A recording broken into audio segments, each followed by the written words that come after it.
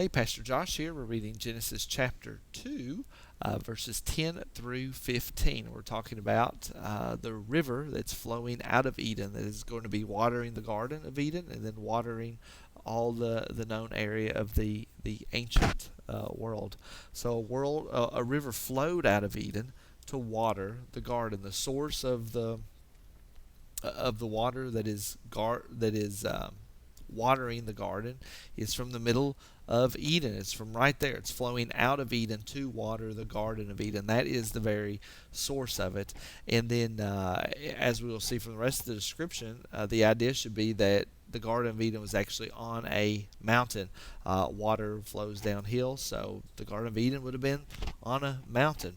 We'll talk about that in just a second. But here's a great promise for us to embrace is the fact that our future home, just like we talked about in our last reading video, our future home, there's going to be a river flowing through the middle of the city of God. It's going to be a water that looks like crystal, and on each side is going to be the tree of life, multiple trees of life, and from those fruits there will be the healing of the nation. And so, just like there was a river flowing out of Eden in the beginning, there will be a beautiful, wonderful river in our final city. It's going to be a beautiful place. It's going to be a wonderful place.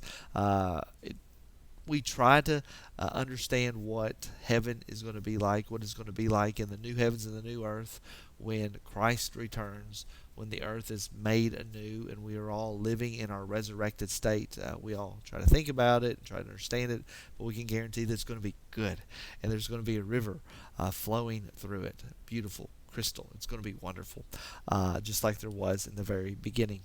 And there it divided and became four rivers. And so Eden would have been on a mountain. This water was flowing from the top. Water goes downhill; it doesn't go uphill.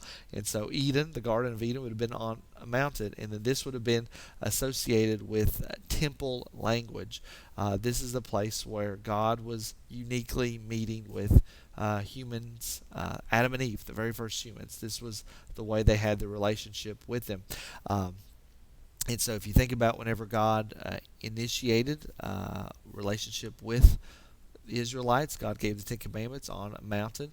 The temple itself in Jerusalem was built on a mountain, Mount Sinai. And so here, Garden of Eden is also on a temple, or is on a mountain.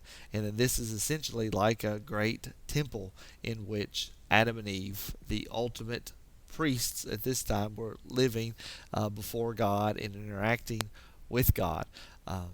And so we are told, too, that you and I, as Christians, we are told that we are a kingdom of priests.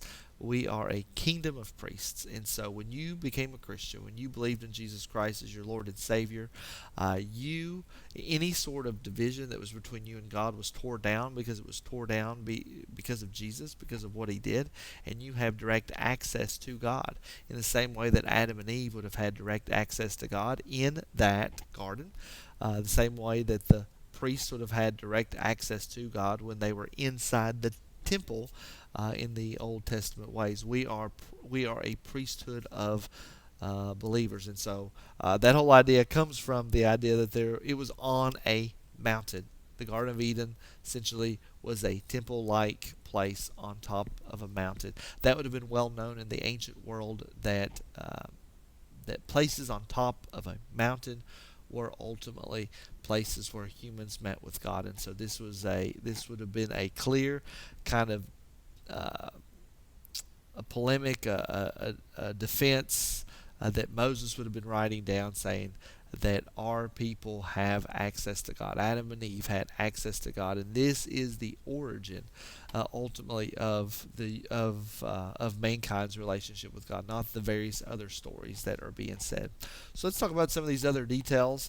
I don't have much to comment on them, but you will notice that there's some historicity, it seems, on it with the detail that it goes through. So the name of the first, talking about the four rivers, is the Pison. It is the one that flowed around the whole land of Havalia, where there is gold, and the gold of that land is good. Bdulim and onyx stone are there, so it just seems all this detail that there's going to be gold here. The gold is good, so there's some sort of commerce that's going on, value that's happening. Perhaps this was a place that would have been known by the Israelites when they came out of Egypt, when Moses would have been putting together Genesis and the following four books as well. The name of the second river is the Gihon, the one that flowed around the whole land of Cush.